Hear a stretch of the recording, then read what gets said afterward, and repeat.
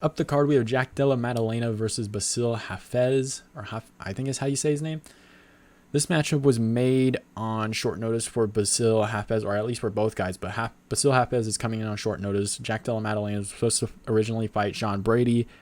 He ended up pulling out, and then he's supposed to fight Josiah Harrell. Harrell had a very crazy brain issue that he probably would have gotten potentially his life removed if Maddalena actually knocked him out, which probably could have been a very real possibility there. But Jack Della Maddalena fighting a very big dude. This isn't a lightweight in Josiah Harrell, a 5'7" lightweight in Josiah Harrell. Bassil Hafez is a very, very big dude, so there's going to be a question whether he can make weight, and it's kind of the same thing with Jack Della Maddalena, I guess. Jack Della Maddalena will be making 2 weight cuts in the matter of a week, or at least, well, yeah, that's about right. He's going to make 2 weight cuts within a week. I am a little bit worried about that because Bassil Hafez does have some power in his hands, and you kind of saw Jack Della Maddalena making his weight cut against Randy Brown in Australia. They did that little interview that kind of went a little bit viral where he's shaking and doing all that stuff, and it didn't look quite good. I know Jack Della Maddalena is a decently big guy. I won't say a very big guy for 170 because it's not like a Hamzat. I don't even know if it's even a Kamaru Usman situation here, but he's a big dude.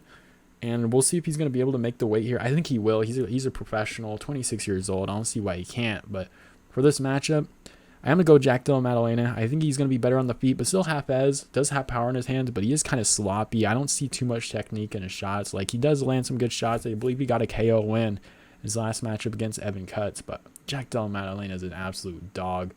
I think he gets this one done against Bassil Hafez. Bassil Hafez, good on the ground too. Maybe he does look for some takedowns against Maddalena, but Maddalena was preparing for Sean Brady.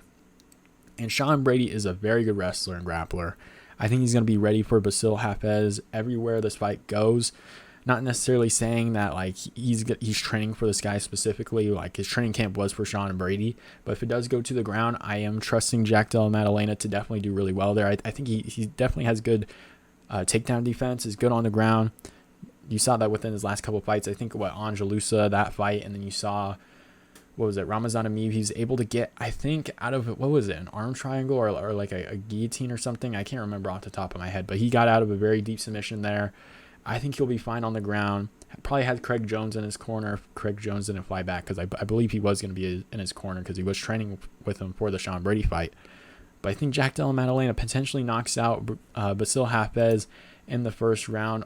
I don't know why I clicked on that one, but Bassil Hafez in his career has lost all his fights by decision. So, and Jack Della Maddalena has insane power. So, I'm gonna go with JDM here. First round KO. I think he does well defending the takedowns.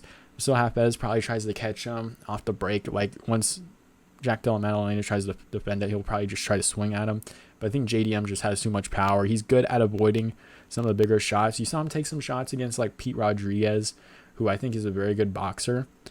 And I think even with Randy Brown, a lot of people watching that fight probably could have thought that Randy Brown was doing really well, but he has such a good guard up.